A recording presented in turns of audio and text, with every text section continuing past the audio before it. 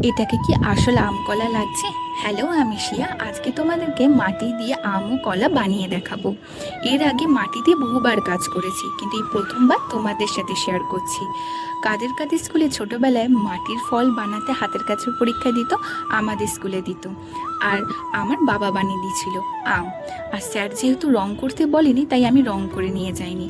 আমার সব বন্ধুরা রং করে নিয়ে গেছিলো, কিন্তু স্যার আমার একটাও নাম্বার কাটেনি। বলেছিল আমের শেপটা সব থেকে ভালো হয়েছে। তাই জন্য আমি খুব খুশি হয়েছিলাম।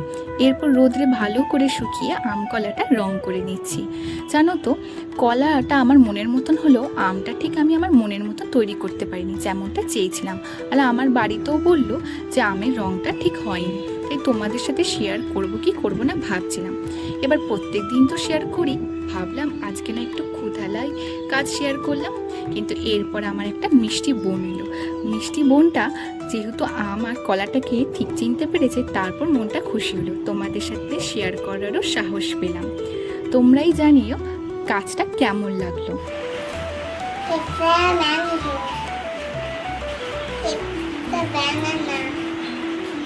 দেখা হচ্ছে খুব তাড়াতাড়ি নেক্সট ভিডিওতে।